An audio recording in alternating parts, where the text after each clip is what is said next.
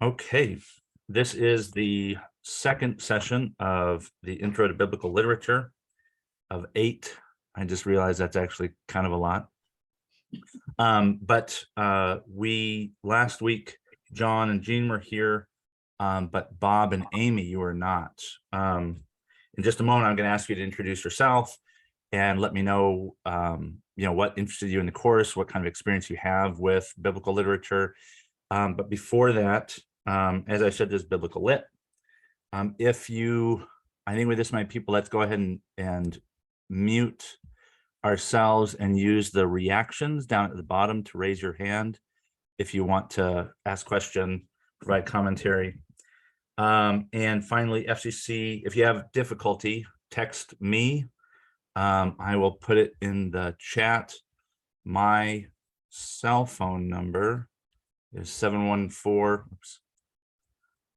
714-559-8025. That's in the chat window now, if anybody wants to see it. Shoot me a text if you have some difficulty, if you get dropped off, if the sound cuts out.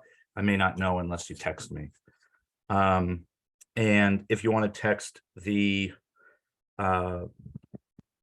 technical support, that is ilr@frederick.edu. And they can help you out much more than I can. I'm hoping I've resolved some of my technological challenges. I'm sure there'll be more that I find out, but in the meantime, I'll just go alphabetically. Amy, if you'd like to unmute yourself and let us know what interested you in the course, what experience you have with Biblical Lit or Frederick Community College. I've taken a lot of classes through the IRL and really enjoy them and appreciate them greatly. I've taken a couple classes from Carl, I can't remember his last name, comparative religion classes. I think he's the Unitarian head at the Unitarian Church, and I greatly enjoy them. I went to Catholic school for 8 years, so that's my knowledge of Bible verses. So fairly extensive. I don't really do it on my own. My favorite part of the Mass always is the homily, and how to me, what makes a great service is whether or not the priest can tie the readings in with current everyday life. So that's what intrigued me, was the course description sounded like it could be like great homilies every time we meet. Thank you, Amy. Cap, I see you've signed on. Before we get to you, Bob, if you'd like to introduce yourself and your interest and experience. Sure. Hello, I'm Cap Kaplowitz. The person you were looking for, Amy, is Dr. Carl Gregg. He's the Unitarian Universalist minister over there on Elmer Deer. And I am a religious scholar studying with the Jewish Theological Society, Institute for the Jewish Learning Institute, Melton School of Jewish Studies, the Haberman Institute of Adult Jewish Studies. I do multiple classes throughout the year and a lot of personal Bible and other religious studies. So this I consider an adjunct to all of the different work I'm doing in terms of religious education. Great, thanks, Cap. And Bob, would you like to let us know what your experience and interest is? Hi, married to Amy, so I agree with her 100%. And your experience is the same? No, entirely the same. Also the Catholic school background, and obviously New Testament. Decided to get involved with the Old Testament when COVID hit, and went through Dennis Prager's Old Testament books. Great stuff. And I think that about covers at least the part I think you were asking about. So that'd be great. Thank you. Sorry, I might cut you off. So thank you, Bob, Amy, and Cap. John and Jean, do you want to reintroduce yourselves to the group, or trust me to do it? I'll forget everything. I will, I guess. And John, you probably will too, right? Um, I did all of my education after high school pretty much in religion. So I have a BA, an MA, and a PhD, not necessarily in the Christian tradition. But when I was in college, of course, to be a religion major, part of the core requirements were Bible classes, and I enjoyed them very much. And I saw that this was advertised, and I thought like, oh, I would like to revisit that. So here I am. Great, thank you. And John, do you want to chime in? You don't have to, but I don't have a lot to add, but yeah, I just taking the class to learn a bit more about the biblical literature. Let's leave it at that. all right. Okay, so I am going to try and pull up my other window, and hopefully all I have to do is hit play. All right, can everybody wait, no, I have to share it with you first. Dang it. All right, I'm hoping I've learned from my mistakes before. Share screen. Yeah, share. Okay, and then I have to hit play. All right, so hopefully I can hit, oh, there we go. Okay, can y'all see? Oh shoot, I'm going to be blocking some of it, aren't I? I am going to, let's see. I'm going to close the window with our images for a second. Are y'all able to see the screen? Oh, and now I have to unmute folks to listen. Dang it, that won't work. Okay, I see your screen. okay. Maybe, there we go. It looks Okay, good to me too. Okay, we're going to give this a try. Okay, so last week we went over kind of broad picture stuff. Today we're going to talk about narrative. You may have remembered we talked about the canon and how the Jewish and Christian canons differ, how it's broken down into parts and how those parts differ between different traditions. And so today we're going to be talking about narrative, which is just a fancy way of saying the stories that are in the Bible. There's no hard and fast science, or not. There's some science, but there's a general consensus that there's 7 elements of narrative, and I've listed them here. They're theme, characters, setting, plot, conflict, point of view, and style. The theme is about what or why a story is important to an audience and why they should listen. It's about what is being said, not necessarily what is being said, but why. The characters are the figures, whether people, things, or forces, that drive the story forward. Within characters, there's a protagonist who's typically the main character. Could be a good guy, could be a bad guy, but they're the person to whom the events occur. And the antagonist is simply the character that drives the conflict and the plot forward. The setting is where and also when a story occurs. Plot are the incidences or the events that unfold in the story that sets up tension in order to interest an audience. Conflict is a subset of plot. It's about what that tension is, also building on why audiences should care and audience should care. The point of view is who's telling the story, and that could be a first-person narrative. Someone who is a part of the story is telling the story and the things that are happening to them and around them. But it also might be a third-person point of view, and there are 2 different types of third person. There's one, the narrator is just telling the story and they're watching it unfold as the audience does. And the other is a third-person omniscient narrator who knows everything, who sees everything, and can explain things that the characters might not themselves see. So they're outside of the story as opposed to inside of the story. And then finally, the style is about, it helps audiences see how this story fits into the form of others like it. So We talked about the different styles or the different types of writings in the Bible, and you'll see them here. And this is also going to be our schedule for the rest of the course. Next week, we'll talk about prophecy on November 7th. That was actually one of the major elements of the Hebrew Bible. Wisdom is, depending on how you translate Ketuvim, it could be part, it includes wisdom like Ecclesiastes, Sirach, the Book of Wisdom. And then on the 21st, we'll talk about song. The Book of Psalms in the Bible is actually, many of them were originally intended to be sung, but there's also elements within narrative that are sung, like the Song of Miriam, the Song of Deborah, the Magnificat, the Song of Mary in the New Testament. So that's another type or a style of writing in the Bible.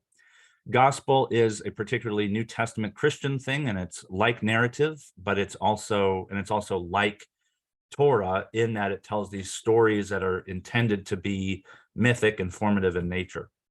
And then we'll talk about on December 5th, epistles, epistolatory literature and how they differ and what they say within the Bible. There's not just Paul's letters in the New Testament.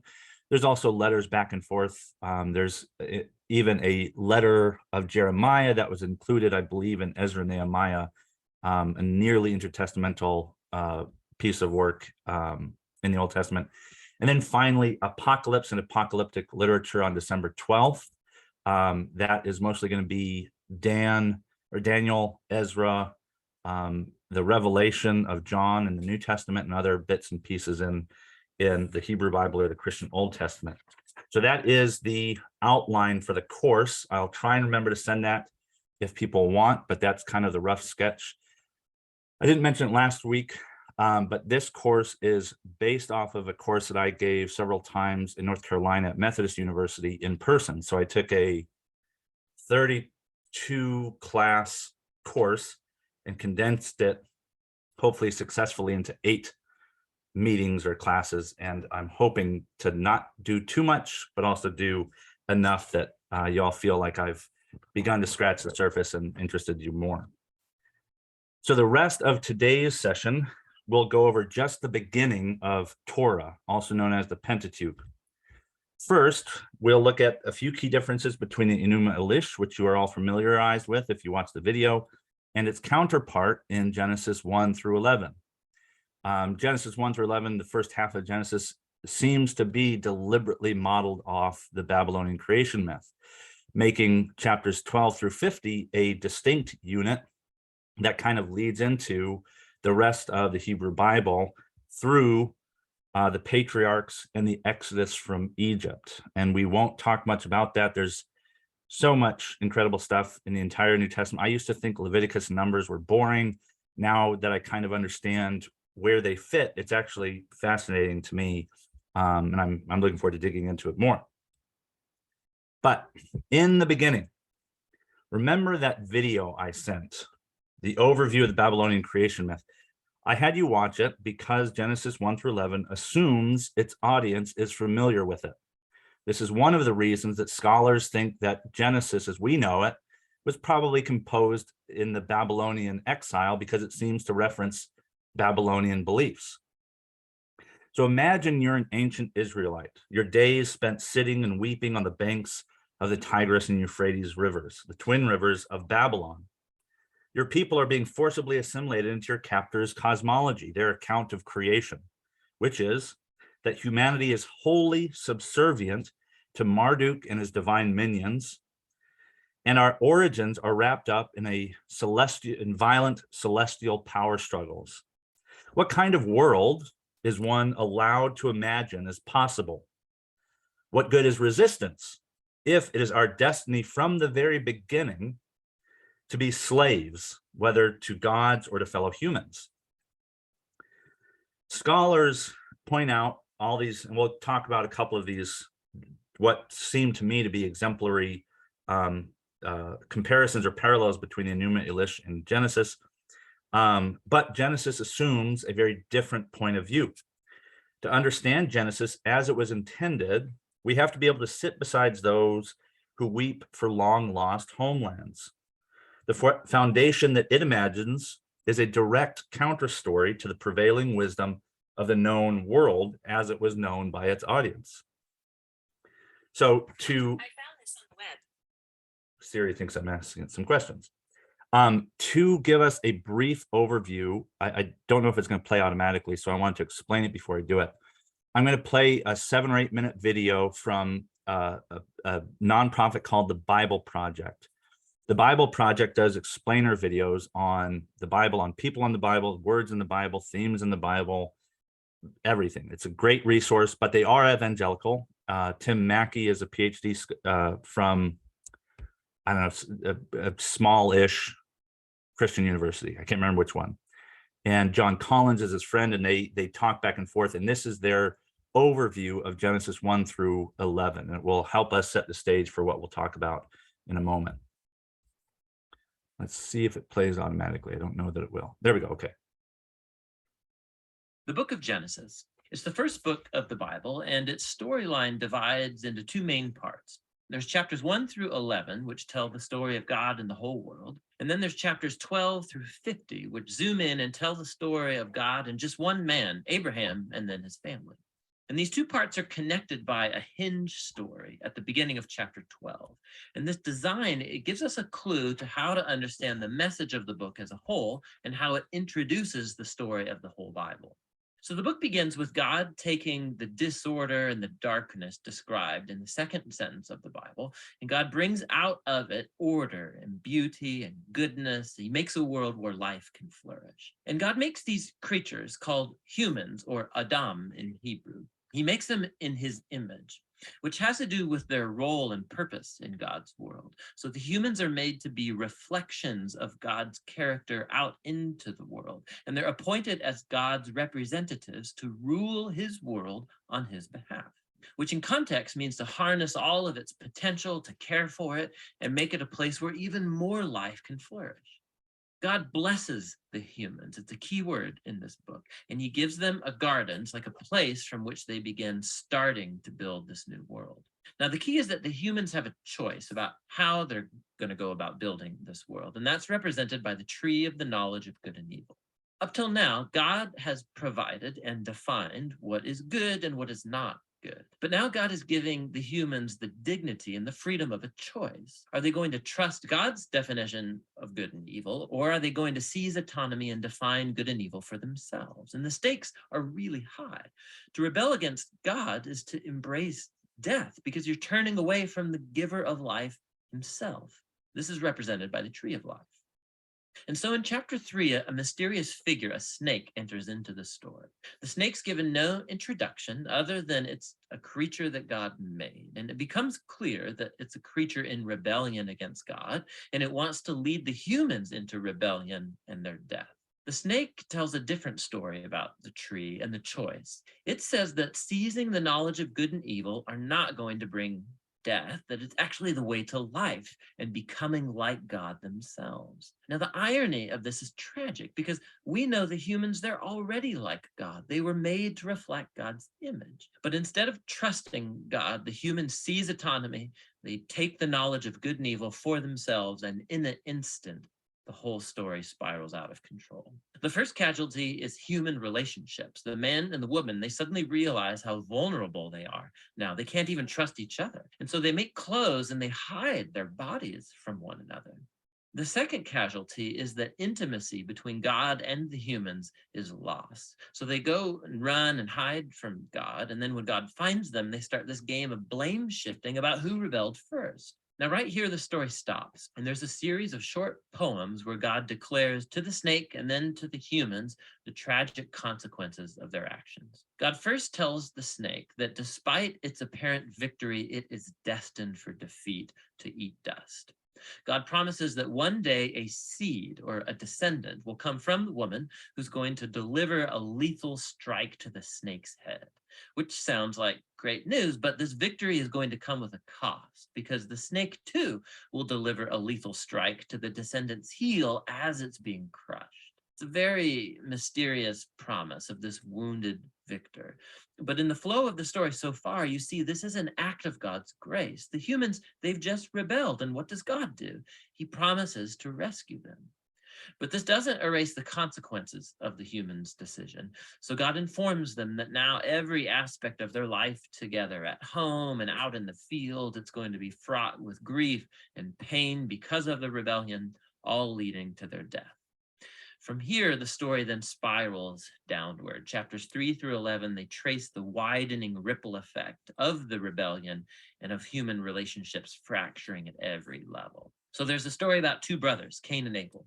Cain's so jealous of his brother that he wants to murder him. And God warns him not to give in to the temptation, but he does anyway. He murders him in the field. So Cain then goes on to build a city where violence and oppression reign. And this is all epitomized in the story of Lamech. He's the first man in the Bible to have more than one wife. He's accumulating them like property. And then he goes on to sing a short song about how he's more violent and vengeful than Cain ever was. After this, we get an odd story about the sons of God, which could refer to evil angelic beings, or it could refer to ancient kings who claimed that they descended from the gods. And like Lamech, they acquire as many wives as they wanted, and they produce the Nephilim, these great warriors of old. Whichever view is right, the point is that humans are building kingdoms that fill God's world with violence and even more corruption. In response, we're told that God is broken with grief. Humanity is ruining his good world, and they're ruining each other. And so out of a passion to protect the goodness of his world, he washes it clean of humanity's evil with a great flood.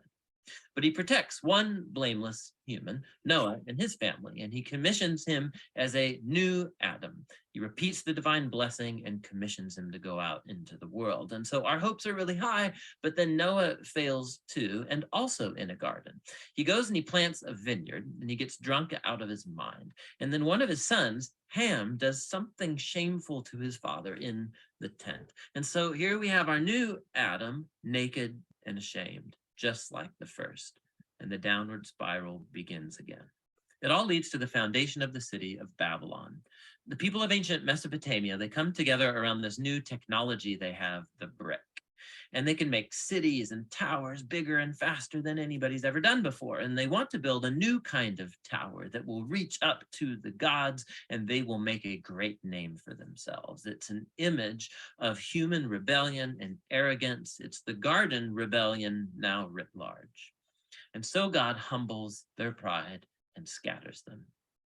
Now, this is a diverse group of stories, but you can see they're all exploring the same basic point. God keeps giving humans the chance to do the right thing with his world, and humans keep ruining it. And these stories are making a claim that we live in a good world that we have turned bad, that we've all chosen to define good and evil for ourselves, and so we all contribute to this world of broken relationships, leading to conflict and violence and ultimately death. But there's hope. God promised that one day a descendant would come, the wounded victor who will defeat evil at its source. And so despite humanity's evil, God is determined to bless and rescue his world. And so the big question, of course, is what is God going to do? And the next story, The Hinge, offers the answer. But for now, that's what Genesis 1 through 11 is all about. All right. So, oopsies, I lost my mouse. Hold on. Give me a thumbs up if you can hear me. Okay.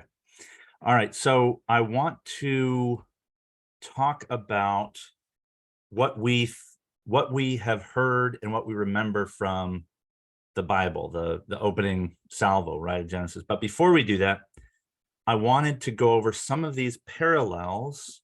Gotta do it again. Just so that we can see them a little bit more clearly before we move into the text itself. I want to see the context within which it was formed. And so I've created, there are 3 slides that we'll go over, 2 seemingly similar but contrasting stories that each of these 2 texts are telling.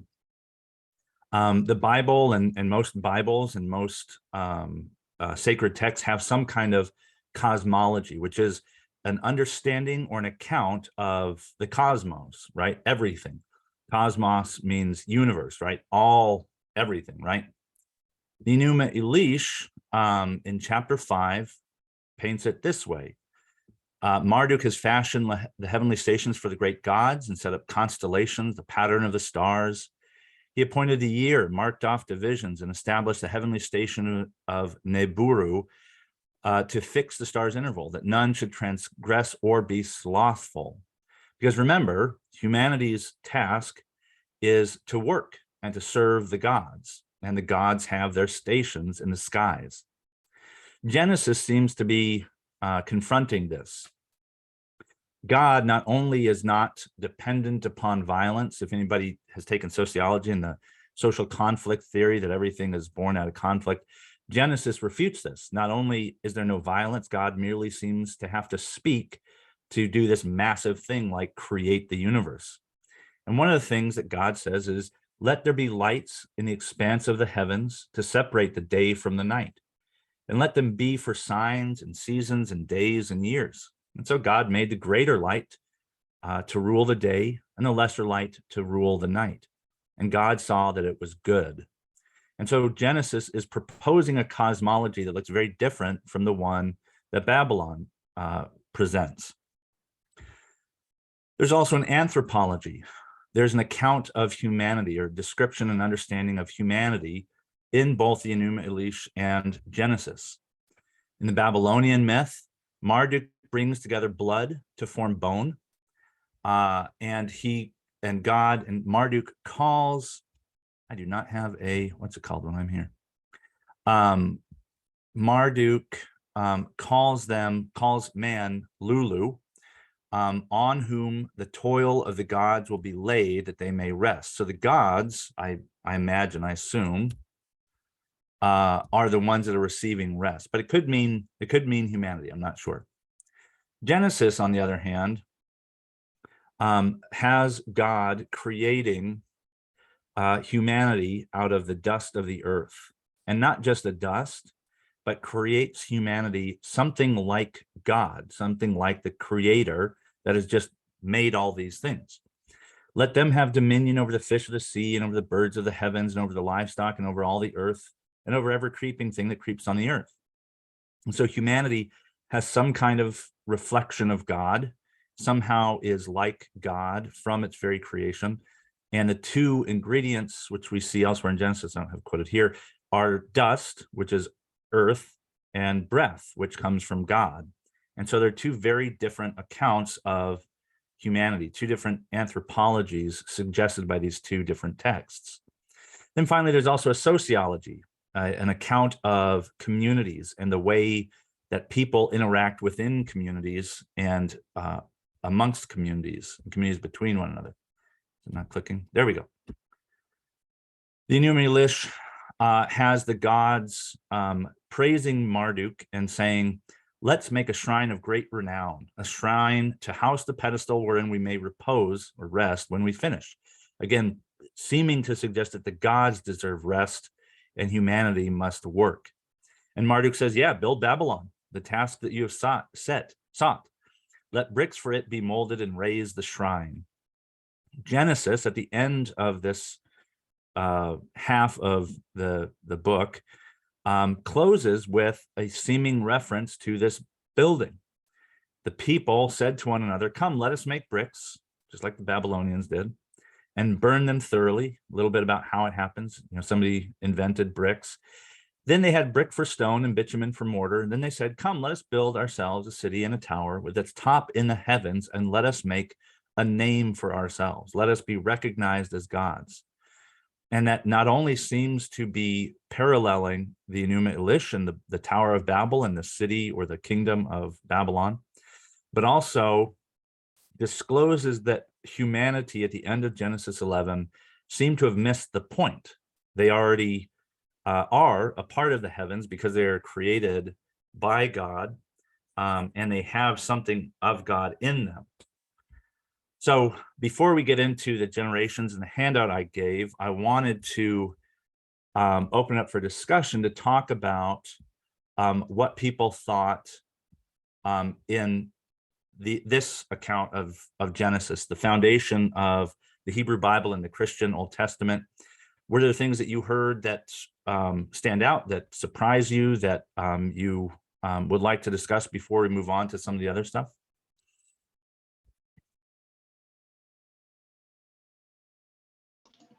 The thing that surprises me is that the biblical account names it Babel, and the Babylonian account, being set in Babylonia, does not name the city in which this tower is to be constructed. So if they're copying from Babylonia into the Old Testament, which in many cases we believe there are parallels, it seems to me that Babel is in Genesis is a callback to the original source for the story. Yeah, I think, yeah, that's exactly right. I think the portion I quoted, I meant to get the links for where I'm pulling my sources. It was a translation of, so there's 7 tablets that they found. Most of them are incomplete, but I tried to find the one that does mention Babli, is how one translator put it.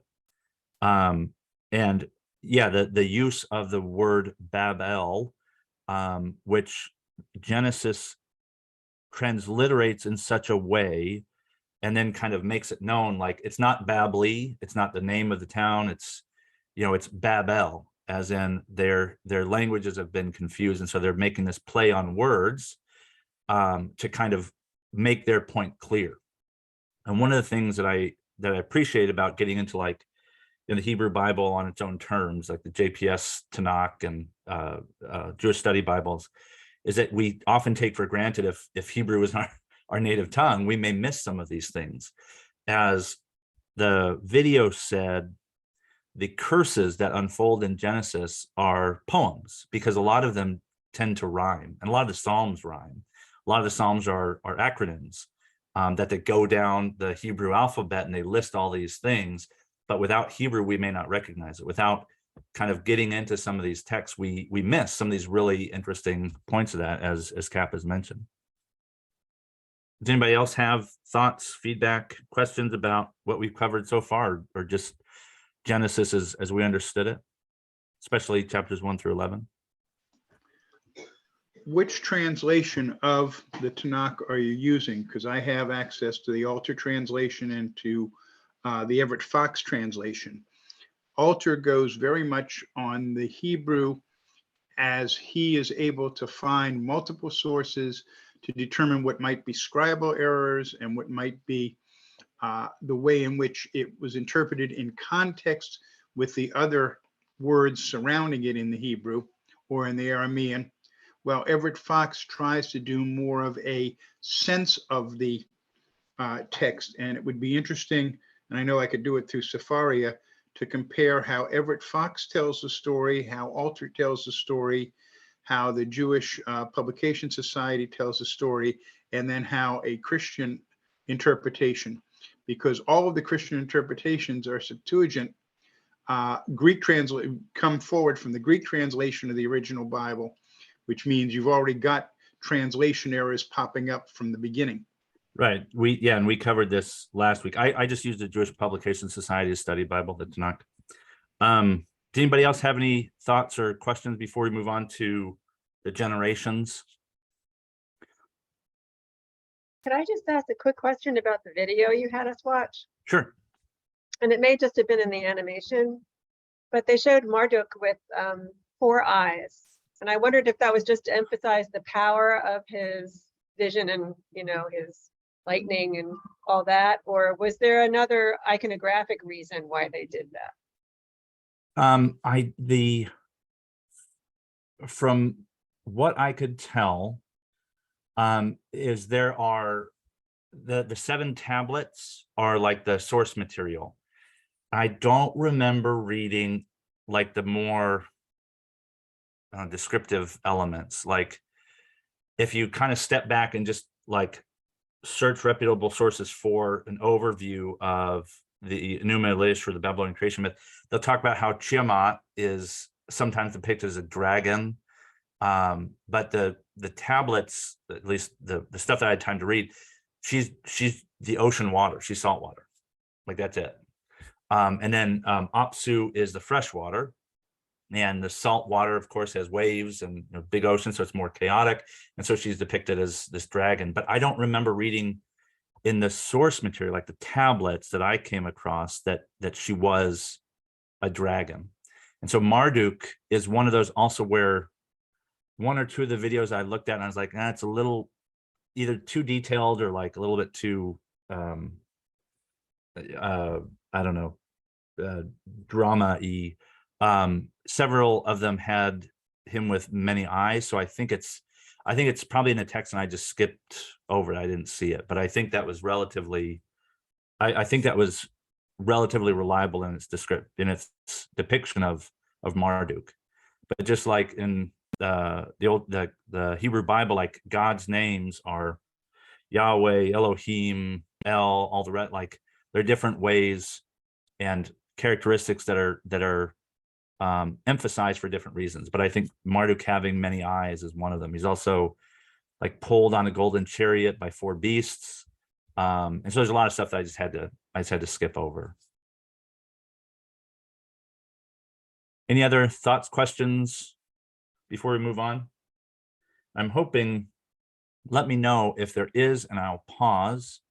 But I'm hoping y'all can pull up your handouts. I'm going to try and pull it up myself. We shall see if I am successful. But the Genesis, it's going to be a different thing. So does anybody have difficulty opening the PDF that I sent? And does this generally match what you all already have? Head nod or head shake. Has anybody not seen this before today? Okay, I'm going to head back to the slideshow. Oh, okay. Let's resume new share. Okay. Yeah. Share. All right. So Genesis 12 through 50 includes a lot of story, a lot of narrative, but I wanted to point out something that gets lost along the way. The begats are one of those things that people find really boring, but the Bible is telling us something here that it wants us to notice for good reason. Let me see if I can find, I cannot find that. Okay. Try that. No, I'm trying to see if, no, I can't do it. Okay. So there are many places in the second half of Genesis that talk about the generations. In Hebrew, it's the Toldot. Genesis 2, for example, there are a series of generations. Genesis 2:4 is actually reflecting back on the very beginning of Genesis, begun in Genesis 1:5, and it calls everything that was created the generations of the skies and the land. You may see it as heavens and earth, but the Hebrew is not always doesn't always use proper pronouns like heaven and earth. There are times when God gives things names, and I've put that in the PDF. But the generations of the skies and the land makes humanity, Adam and Hawa, the youngest of the family of creation. Eve's name in Hebrew, Hawa, actually draws upon the same root for the land beasts created just prior to them on the 6th day of creation. The High Eretz. High roughly means like beasts, like land beasts. And Eve is given her name because she's the mother of all living, of all beasts. And that isn't a derogatory, it's just there's something that the Bible is setting up such that we are a part of this thing that God has just done, not just the breath or the dust, but also in being full members of this family of creation. Then in Genesis 5, we get the generations of humanity, or the generations of Adam. Genesis 5 as a whole picks up where 126 has left off, forming an inclusio. An inclusio is, we used to talk about it like a bookend. An inclusio uses language from earlier to show you when that thing started. Genesis 1:26, on the sixth day, Elohim creates humanity in our image, or Selam, after our likeness, Demut. And then in Genesis 5, Abel's replacement, Seth, is a son in humanity's own likeness, Demut, after his image, Selam. So it's been reversed. Image and likeness, and then likeness and image. And Seth has replaced Abel, who was killed. Seth is the next kind of direction that the Bible wants us to take.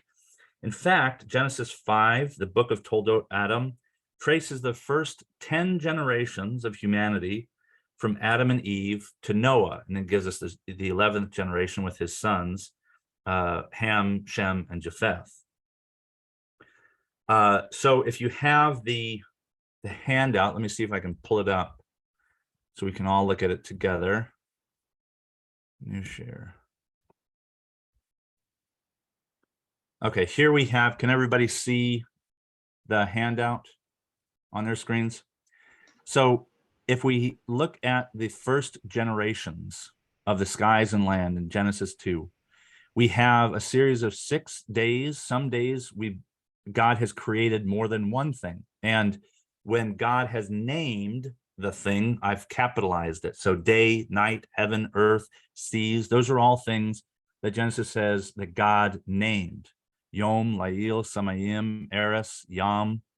And these all occur in the first, second, and third day of creation.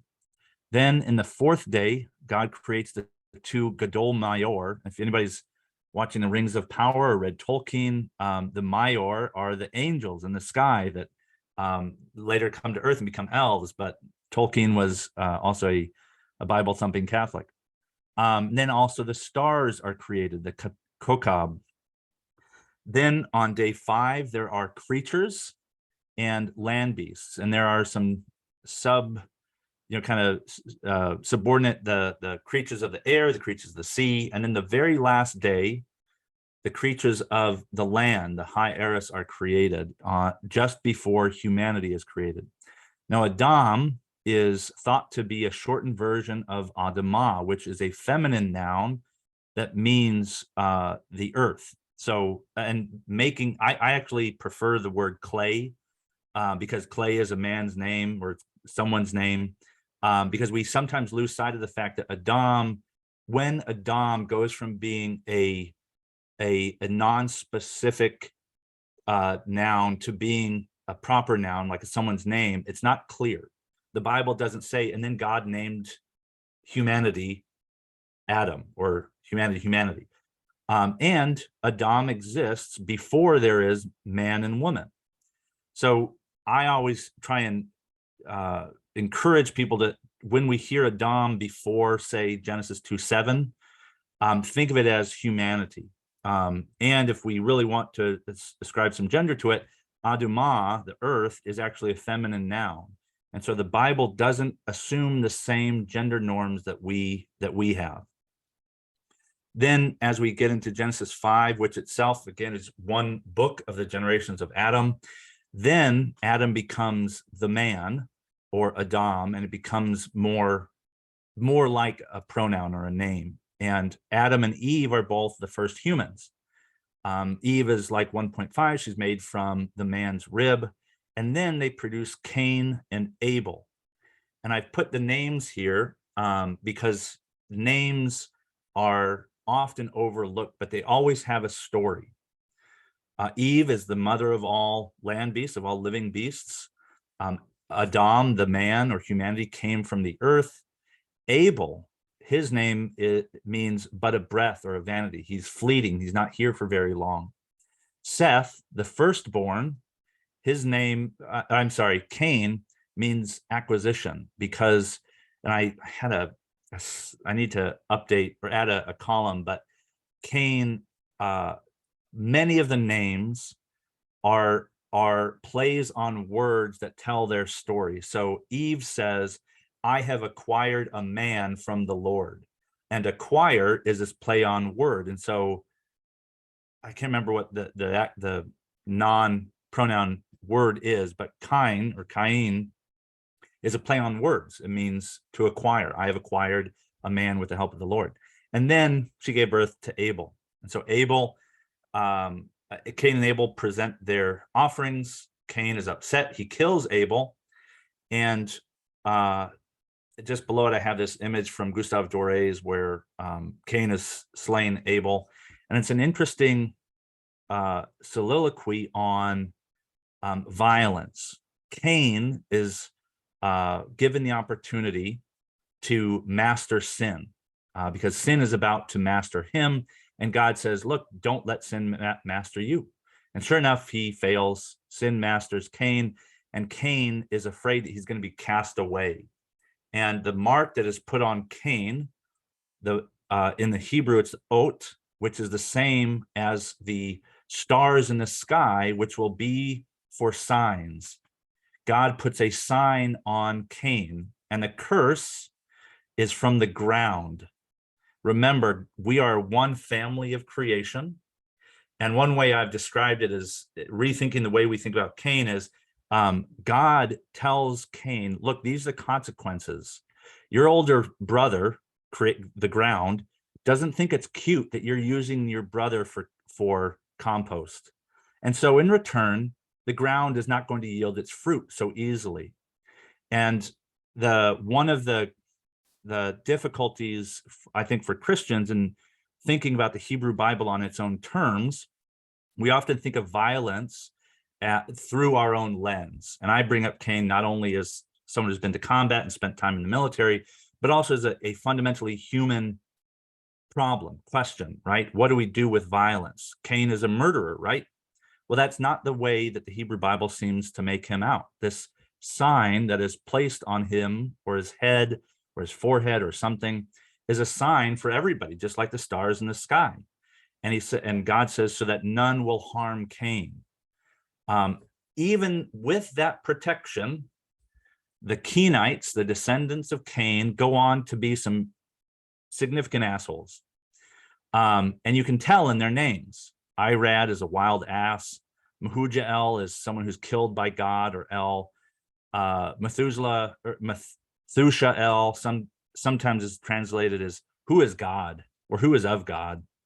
And then finally we come to Lamech, who is mentioned. He's the first to have multiple wives. They have 2 children each. Naamah is sometimes thought to be Noah's wife, but we don't know for sure.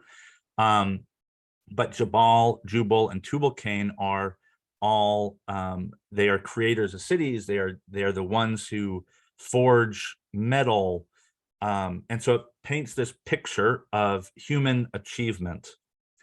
And with Lamech's children, the 7th generation of Kenites, they will get wiped out with a flood. Instead of the Kenites, God kind of resets with Seth, the replacement. And so in Genesis 5, we get this 10 generations, 11 if you count Noah's sons, 10 generations of humanity from Adam through Seth, who is said to be of the likeness and image of his father, Adam, humanity, who was made in the likeness and image of God. And so there's this single line from God's good creative intent with humanity at the end of creation, the youngest of creation. Then humanity, Adam and Eve, are their story and the attention is focused through Seth to the flood. And so it's this one line going through, kind of sidestepping Cain. And if you'll notice, there's nowhere in Genesis where it says these are the generations of Cain, because that's an honorific. This is a way we remember in ancient literature. The names of the people and who begat who tells us where we came from. And one of the stories, besides the fact that we as humanity have come from God, we are supposed to have come through Seth, through Noah, where the flood has reset humanity. And if I give this again, much of Genesis has these lines like, especially with the 12 tribes of Israel, where the play on words where we get their name, it's clear, but I didn't have the time to do that this time. And so these are the generations through Genesis 5. Let me pull back up the keynote, and I will try and share back on the slide. I'm kind of getting the hang of it, hopefully. Oh, I need to pull up. Whoopsies. Ooh, okay. Okay, can everybody see my screen? Give me a thumbs or a head nod. Okay. Let me hit play in a moment. So finally, we have Genesis 2, we have Genesis 5, and then Genesis 6, where we carry on through Noah and the sons of Noah. Let me see if I can pull it up. Nope, still going. So Genesis 6:9, we have, as mentioned in the video, this brief kind of talk of the sons of humanity and the daughters of, or I'm sorry, the sons of God and the daughters of humanity, which is also this contrast. It's maybe these evil kings or the kind of the way of the world, that the way it does it. But they, like the Kenites, the descendants of Cain, they're both cautionary tales. The Bible doesn't want you to focus on them. It wants you to focus on the good thing that you are a part of, and also caution you about the things that you are not supposed to assume you are a part of. And it seems that violence keeps finding its way through Kenites into humanity. In Genesis 7 through 9, God resets creation by flooding the earth, the idea being to winnow all creation to a new founding family, descended from the image and likeness of God through Adam and Seth. Cain's violent lineage is utterly destroyed, or so God hopes. Then finally, Genesis 10 is a shortened version of Genesis 5 with another inclusio, verse 1. These are the Toldot, the generations of the sons of Shem, Ham, and Japheth, sons of Noah.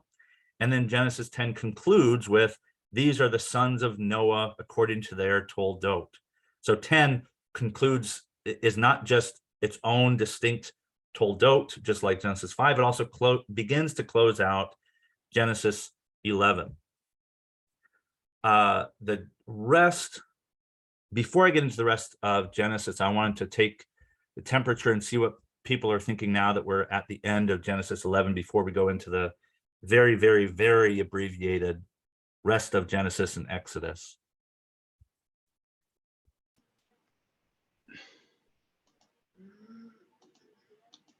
Should I move on? All right. So after the beginning, the rest of Genesis takes us from Noah's sons to Abram and sets up the foundation for the rest of the Hebrew Bible. We don't have time to go over it all, and I wrestled with what I did and didn't include, and it's incredibly abbreviated. But I do want to talk a little bit about the patriarchs and Exodus. So according to Genesis 11, Abram is descended from Shem, Noah's oldest son, if you'll notice. And before, one thing I should say is that one of the things the Hebrew Bible seems to be reversing is the human tendency, that what's called primogeniture, the eldest male being given the wealth or the resources of the father, of the family. There does seem to be an emphasis on male heirs. It accepts that that's the case, but it repeatedly seems to reverse that or challenge it at key points. The first being Adam, the youngest of creation. It's also Seth, the youngest of the three boys that we know that Adam and Eve bore. But Abram, before he gets his name changed, he's actually the oldest son, or I'm sorry, no. Shem is the oldest son of Noah. So in that place, there's no challenge and no confrontation. But when we get to Abram, it seems to happen again, this challenge of primogeniture. His wife, Sarai, was barren. So she insisted that he sleep with her servant, Hagar, who produced Abram's oldest heir, his heir, named Ishmael. She's not a wife like Lamech, but definitely cast as a warning, since Sarai has some difficulty dealing with the fact that she still has no child, and yet her plan of having Hagar produce an heir succeeded. She has some difficulty. They argue Hagar and Ishmael, Abraham's oldest heir, are cast into the wilderness. Sarai eventually gives birth to Isaac because she laughed. Yitzhak means laughter, and I think each of them, both Abraham and Sarah, both laugh at different points, but I'm not sure. Isaac then eventually marries Rebekah, it's his only wife, and they have twins, Esau, which means hairy, and Jacob, which means supplanter. Depending on how you translate, it could mean cheater. Jacob steals Esau's birthright at Isaac's deathbed, forcing Jacob to flee. So Jacob is the younger, technically the younger, but he usurps his older brother Esau. Esau was working out in the field, just like Cain, and he's hungry. He wants some soup, and Jacob says, "Give me your birthright and I'll give you soup." And Esau says, "Okay." And they seal the deal. And now Esau has been deprived of his birthright. But Jacob is technically the youngest child of Isaac and Rebekah. Then Jacob, in kind of sort of exile, goes to work for Laban, and Laban offers Jacob Rachel, his favorite daughter, Jacob's favorite, Rachel, but on their wedding night, Laban switches and he sleeps with Leah instead of Rachel. And so the cheater has been cheated, and he has to work another, I think, 7 years in order to finally receive Rachel as his bride. Between the two wives and their servants, there are Jacob fathers 12 boys and a girl, Dinah by Leah. She's never mentioned, unfortunately, or very rarely. Joseph and Benjamin, you can see there in the blue, Rachel's children. They're the youngest from Jacob's true love, Rachel, who dies giving birth to Benjamin. The story continues with Joseph and his technicolored dream coat when he is sold into slavery in Egypt by his half-brothers. Much to their chagrin, Joseph thrives in Egypt. He has 2 sons by Asenath, the daughter of an Egyptian priest named Manasseh and Ephraim. And Manasseh and Ephraim become the 2 half-tribes of Israel. So if anybody asks you how many tribes how many tribes are of Israel, it's actually 13. Manasseh and Ephraim are half-tribes. Joseph is not named as a tribe, but he is the person through whom this story continues. Now, Benjamin is the youngest of all 12, but my guess is the text or its editors know that Rachel, Jacob's beloved, is killed giving birth to Benjamin. In fact, his name means the son of my sorrow. And so that's my guess as to why Joseph carries the story forward, even though he's not the youngest. And all 12, yeah, and Dinah is from Leah. So that takes us to the end, more or less, of Genesis. Joseph thrives in Egypt, and Exodus begins 400 years after the conflict and resolution of Genesis. Things have changed dramatically, and the irony is piled on once more. Joseph's descendants have multiplied so much that they're seen as a threat to Pharaoh, who enslaves them all to build storehouses of grain as an insurance policy against famine. At the end of Genesis, I forgot to mention, as Joseph thrives in Egypt, he successfully manages he manages to avert a famine that Canaan, where Israel and his sons live. Jacob's name is changed to Israel, which means one who has wrestled with God. And his 11 sons, because he thinks that Joseph has been sold, they are starving in Canaan. They hear that Egypt, under Joseph's leadership, has lots of grain, and so they go to buy grain to avoid starvation. And there's this little trick that Joseph plays. he pretends that he's not himself, and he says, you know, he basically just kind of takes him on a ride until he finally reveals who he is. And all of Israel and his tribes, the children, come and live in Egypt. Exodus is 400 years later. Pharaoh has noticed that the Hebrews have listened and obeyed God's command to be fruitful and multiply, and Pharaoh takes that as a liability. So he enslaves them, and he also reduces their number by demanding that all male newborns be drowned in the Nile. And Exodus very quickly establishes this family of Levi's line, which will later be the priestly line.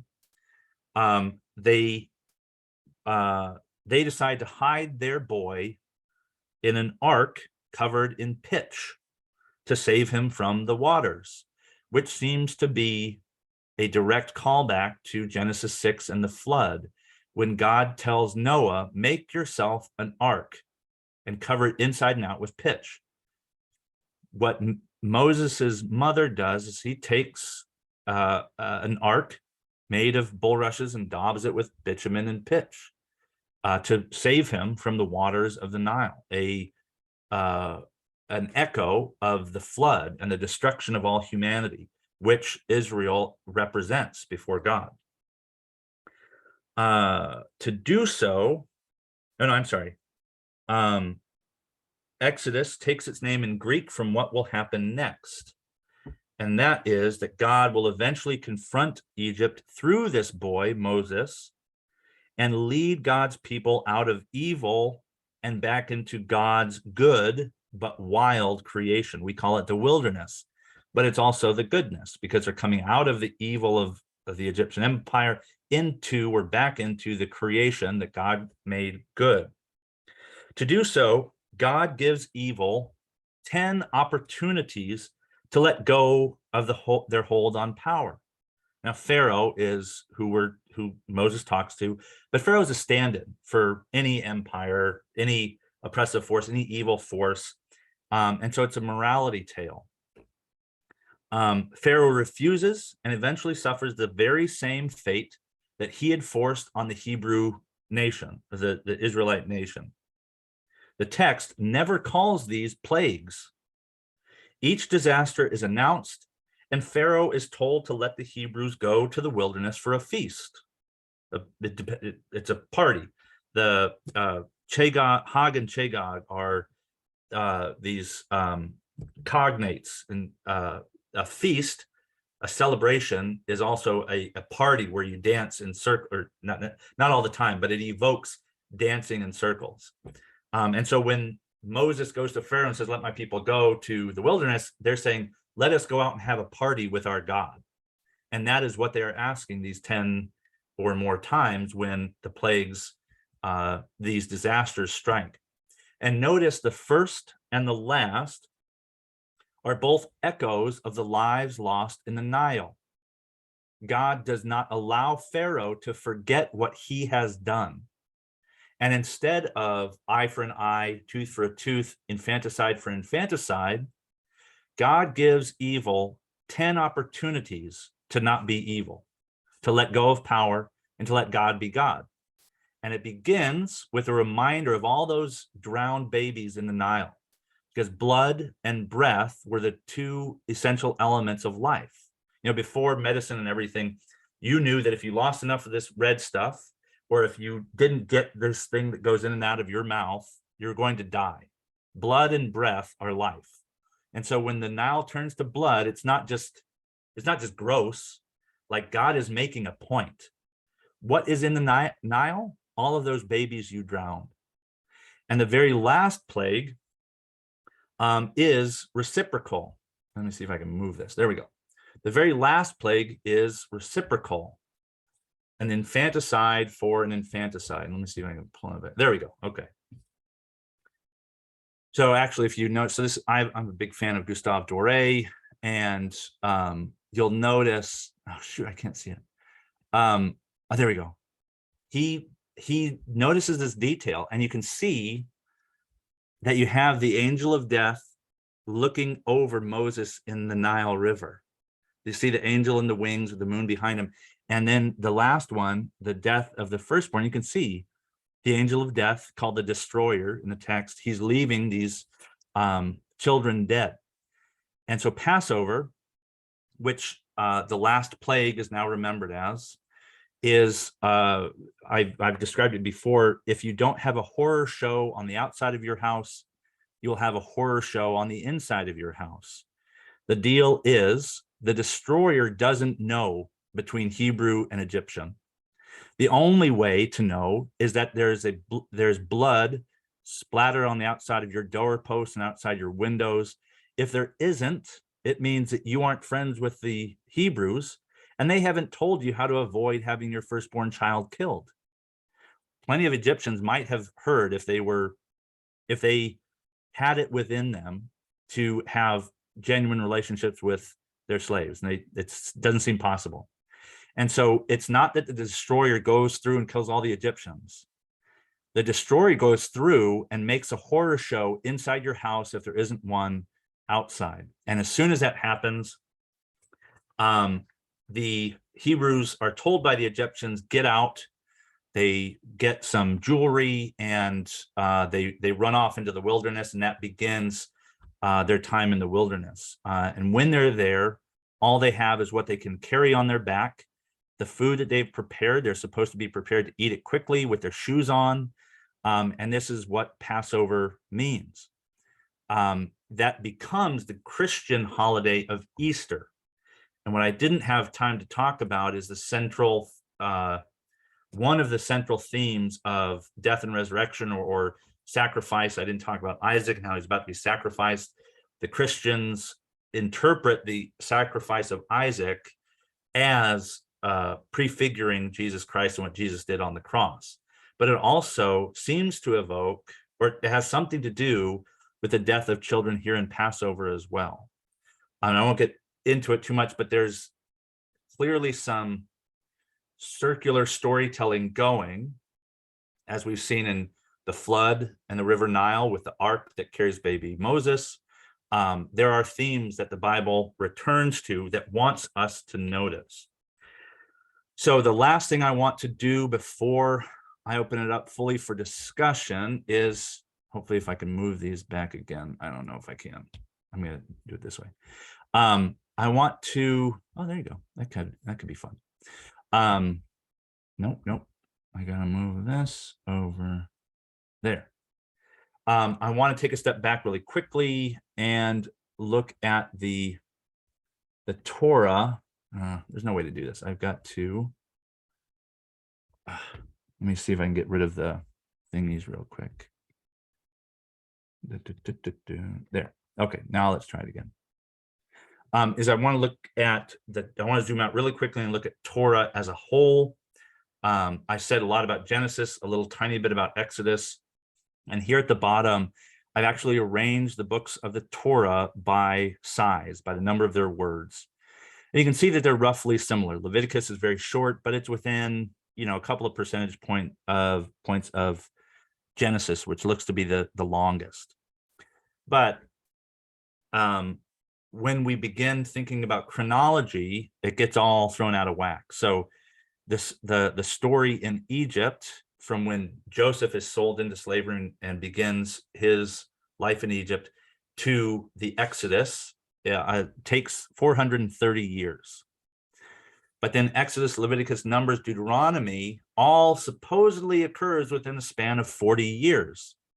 If you aren't familiar, when they get out of Egypt, they escape to the wilderness and they wander a little bit. They go to Mount Sinai, where they receive the law, the 10 Commandments, the Decalogue. Then they're given the opportunity to take the promised land, Canaan, where Abraham lived and where Isaac and Jacob, also known as Israel, where they lived before they went to Egypt. They're given the opportunity to take this land back, and they're afraid. They send 12 spies, including Caleb and Joshua, and they come back and they have this report of these huge, scary monster things and fortified cities, and the people are like, I'm nervous.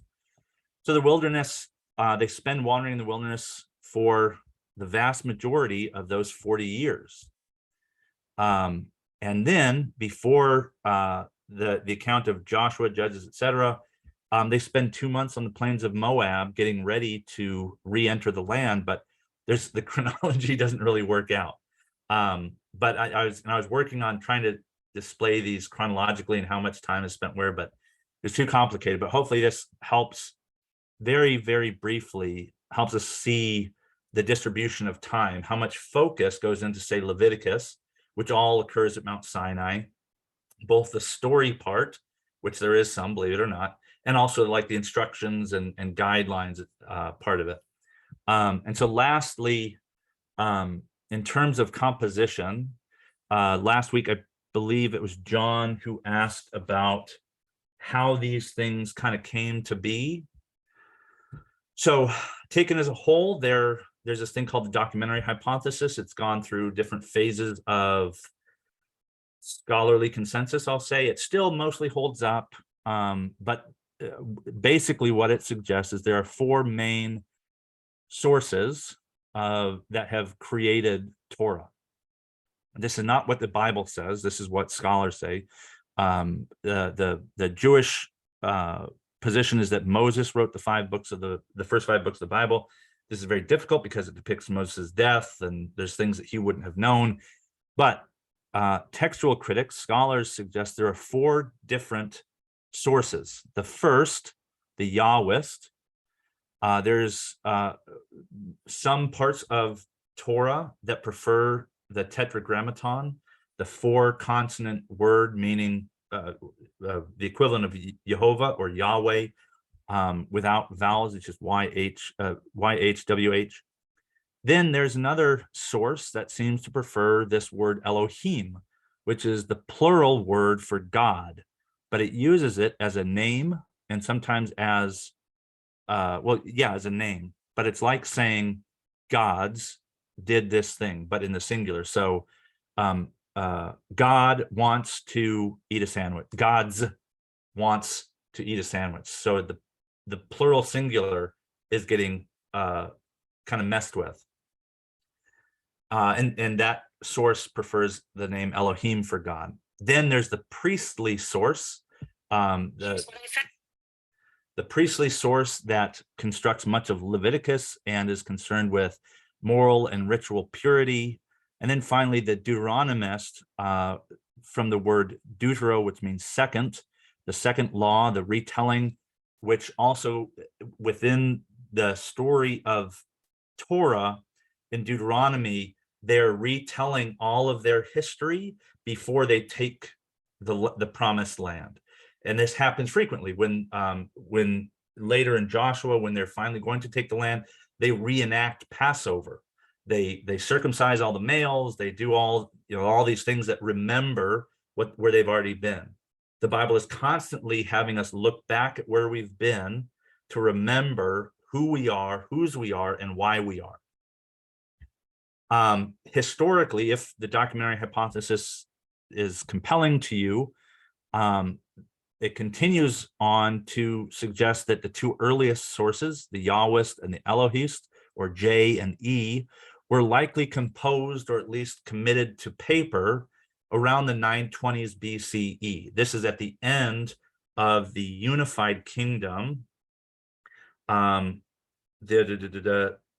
scholars have said that perhaps it took concrete shape sometime during the reign of Solomon, David's son and final king of a unified Israel.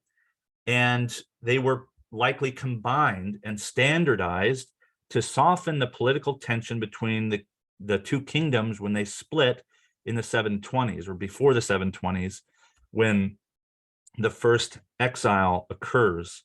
The northern kingdom of Israel was destroyed by Assyria in the late 8th century BCE, which created a crisis of identity for Judah. And it's possible that it was at this time when the northern tribes were carried off that a priestly class or caste came in and reinforced or introduced some of the morality codes and the Levitical strictures. And separately, a Deuteronomist or Deuteronomical historian came up with Deuteronomy and possibly also Joshua, Judges, and some of the histories, Kings, Chronicles. And these four basic sources, J, E, and DP, then perhaps around the time of the Babylonian captivity, the second captivity that took the southern kingdom of Judah and destroyed all of Jerusalem, this is where that idea comes from, that perhaps Genesis is answering Babylon's creation myth because they're in Babylon. And they have these sources that they've collected, they've committed to writing, but they're kind of in pieces, but that finally perhaps take shape around the 5th century BCE, because we know that by 300 BCE, the Greek Septuagint is composed, the canon is set in stone, but this reflects something that has been going on for hundreds of years prior. And so in this last slide, I've given you a sample of what the documentary hypothesis looks like in practice, right? So each of the books of Torah I've laid out separately with some color coding to suggest where scholars in general believe that these different sources have influenced the text that we now have as the Septuagint or the Pentateuch or Torah, whatever you want to call it. And that is all of my slides, and we have some time for discussion. If you'd like to raise your hand or just want to unmute yourself, that's all I've got formally, but I want to hear from you what stands out, what holes have I kind of not made sure were at least covered over partially in terms of narrative. There's so much. One quick question I had. Sure. Was it was Pharaoh that was given 10 chances or whatever to reject evil, right? Is that what that part was about? Okay, essentially. Roughly, yeah. And God gave him that chance. Yahweh, God gave him that chance. But in fact, wasn't it also a part of all that God had hardened his heart to prevent him from making a choice to do the right thing? So how is the choice actually given, and how do you bring that together to allow a human to make? I guess it's because it's human, he's got a choice, but he doesn't. Yeah, I've had to think about this in terms of, yeah, like moral agency, because I'm really interested in that, with especially around violence. And what I've found, and I can't remember the exact numbers, throughout this story in Exodus, when it says that Pharaoh has some opportunity, approximately half of them say exactly what you said. God hardened the heart of Pharaoh, and the rationale it often gives is so that God can be glorified. Like this is all pre-planned. It's like Judas. Like, did Judas have a choice to betray Jesus, or did he not? Because it was a plan from the beginning. And at least with the Exodus, there are as many times that say God predisposed or just locked it in. There are half those times that say that, and the other half that don't say anything.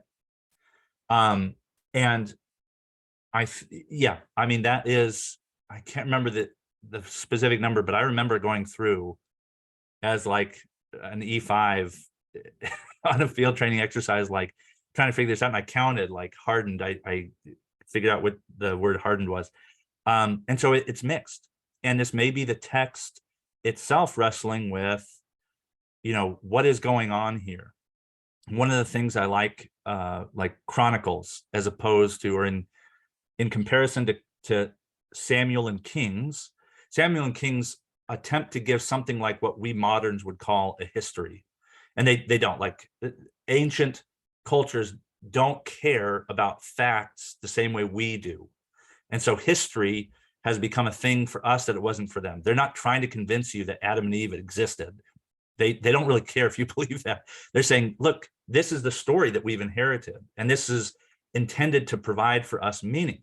Chronicles, in contrast to Kings and Samuel, typically and frequently wants to say, God is doing this thing. That's why that happened. And in Exodus, often when it is said that God hardened Pharaoh's heart, it was something to do with that God might be glorified. And that's not satisfying, because I want to kind of know, like, did I do something wrong by like enlisting and being in the military? And some people think the military is a problem. I think it's a little bit more specific, but anyway, but it's one of the things that has helped me find something close to satisfaction was said in that video.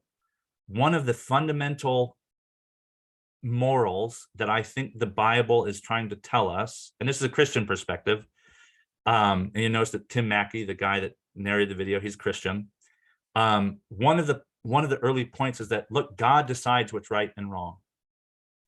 I'm a part of a community, a little like discussion group, and I asked these questions about violence and God and everything. And somebody said, oh, I really can't worship a God that like would commit genocide. And I think she was referring to Joshua, the Canaanite military campaign. But that's not how the Bible depicts it. That's us giving a name anachronistically to something that wasn't necessarily even trying to tell us, go out and kill a bunch of people in Canaan and wipe them out. And by the way, the text in itself in Joshua 12 says, and this is all the stuff that we failed to do. Like, we forget that.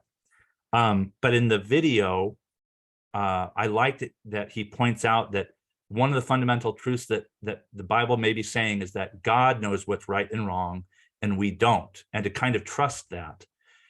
If you think about it, the very first thing that humanity did wrong, they ate this fruit, which is not an apple.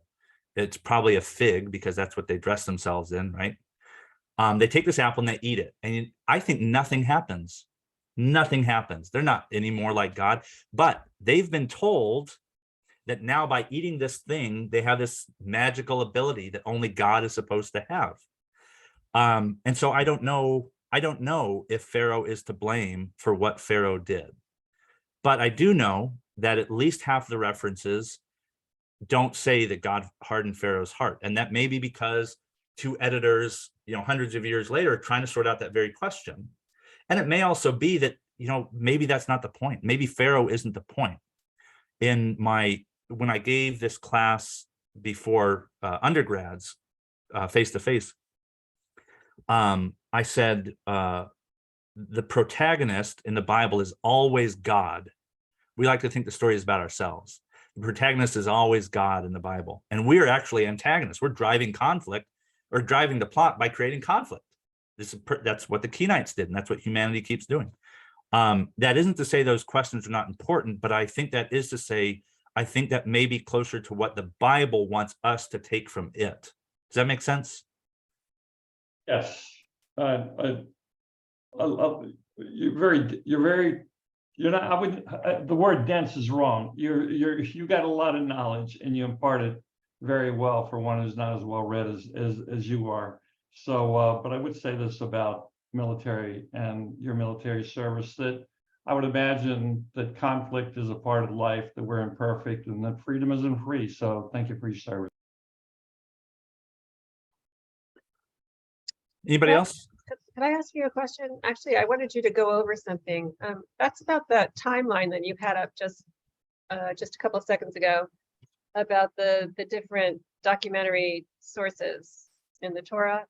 So I'm a little confused about the timeline, the 920s, the 720s, the 530s, and I got 400 BCE. Could you just go over that again? Because I'm not really getting a feel for if, let's say, the priestly and the Deuteronomist ones appeared later.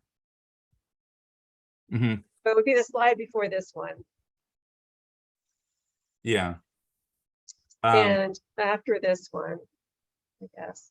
Oh no, this is going to be the that's one right. because it has over on the right. Okay. There it is. Yeah.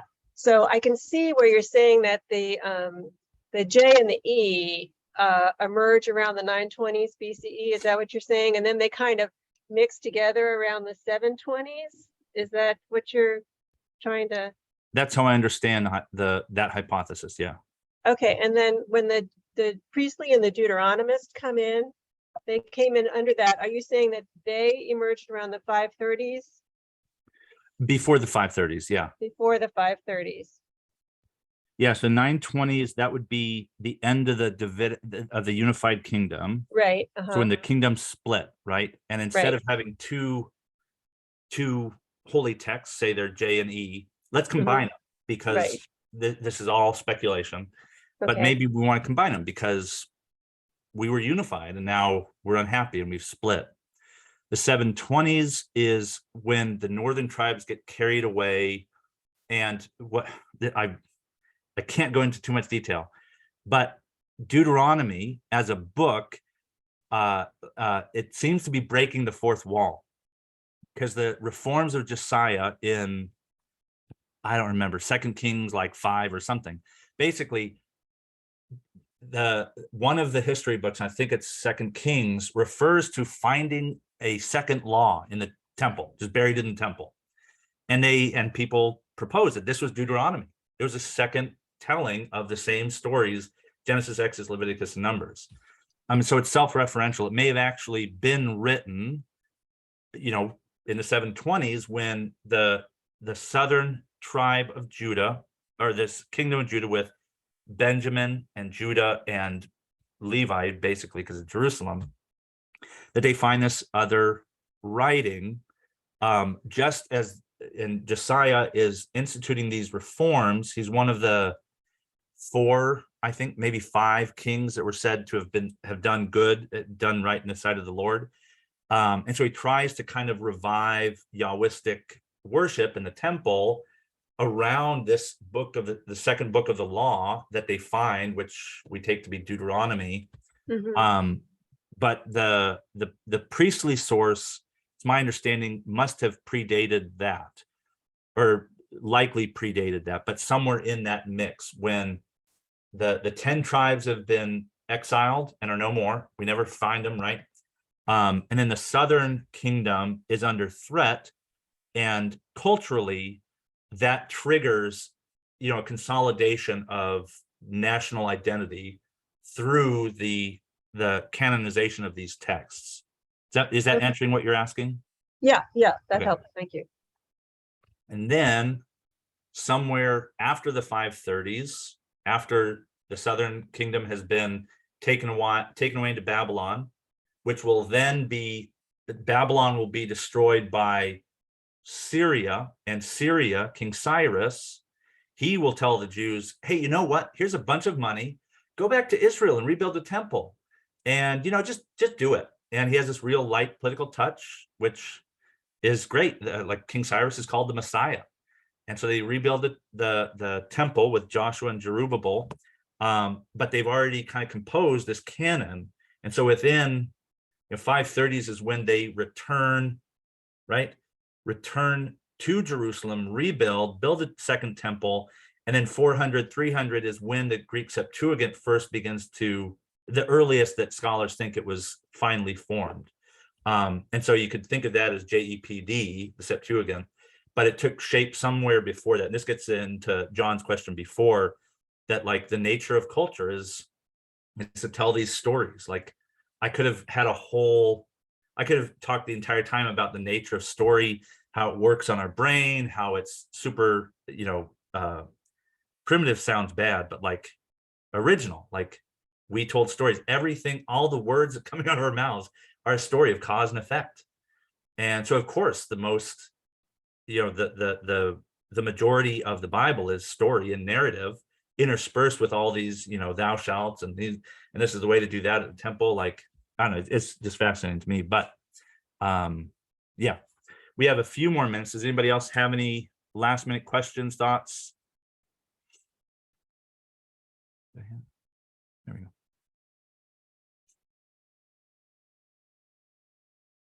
Well, we are coming up at 2, and I try and be real prompt. So barring any hand raising, I will say goodbye. I will try and send that outline from before that talks about what we're going to talk about when. I'll send any handouts. I would have sent you Abraham and Israel's generations, but there's a lot more there, and I want to send you something a little bit more final formed if you want it. But anything that you need to watch or read ahead of time, I will provide. But otherwise, we should be meeting in 1 week at the original time, so 6 p.m. Is that what everybody's Following, tracking? Okay. All right, everybody. Thank you for joining me today, and I'll see you in 1 week.